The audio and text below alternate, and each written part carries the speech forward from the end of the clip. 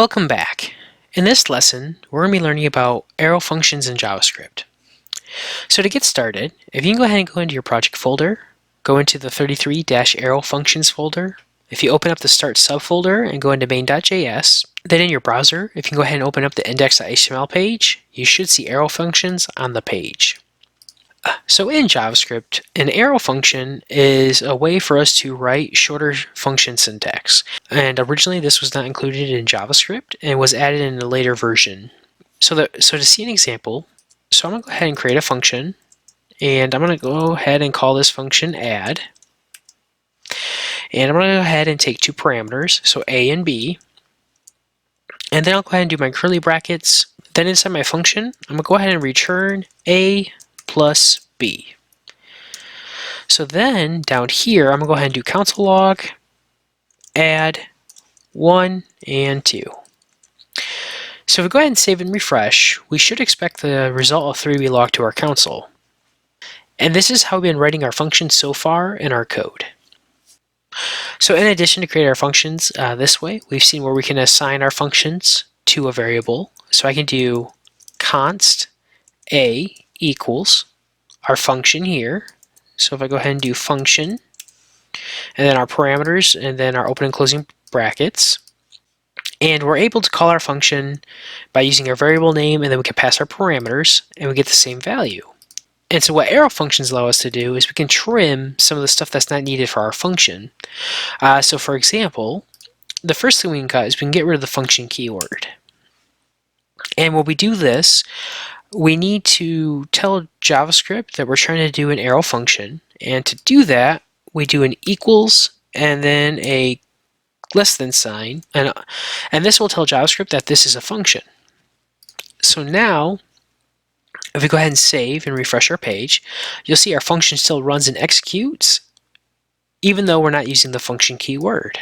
And this is great because instead of having to type function every time you want to create a function, you can go ahead and type equals and the greater than sign.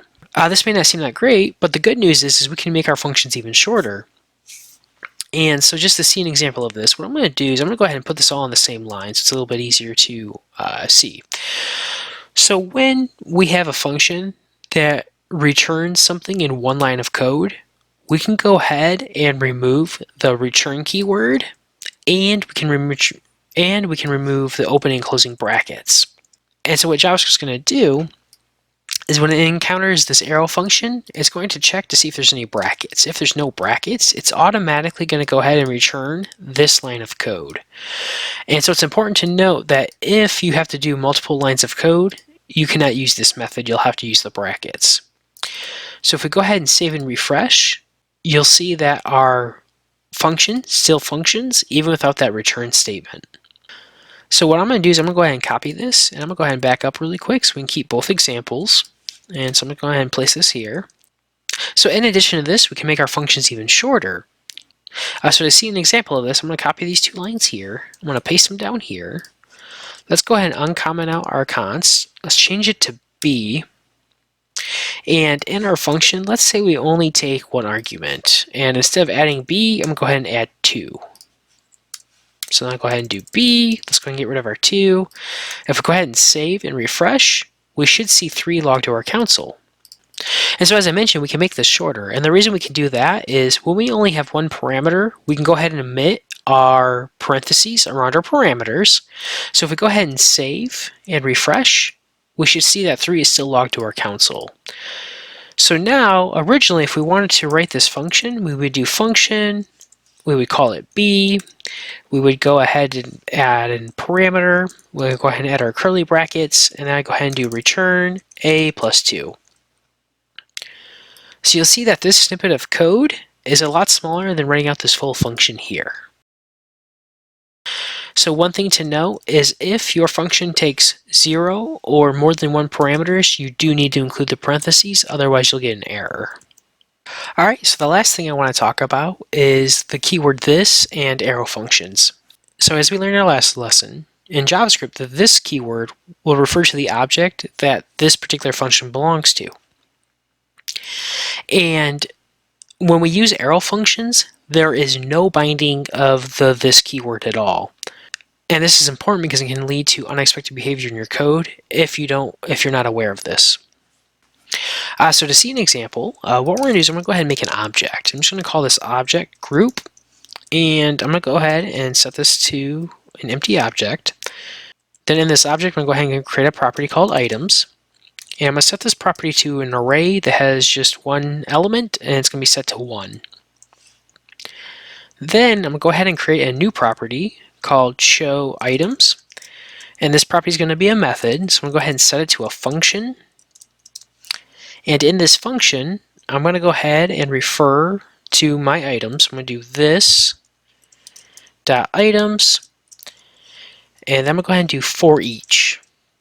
And so if you remember, for each, we'll take a callback function. So I'm going to go ahead and do function. And then in that function, I'm going to go ahead and do console.log this. So then I'm going to go ahead and copy the statement here. I'm going to paste it down here. I'm going to call this show items 2.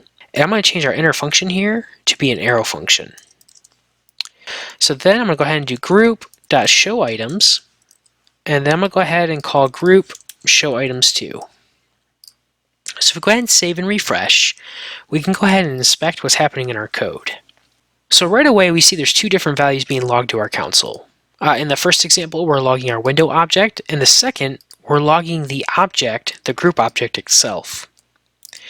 So what's happening here is when we use our regular function, the this keyword is bound to the context that called that function.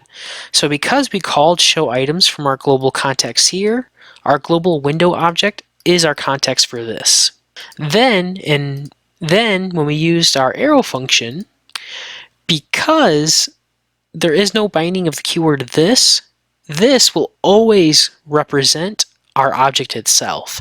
So that's why when we use this here, we're referring to our group object.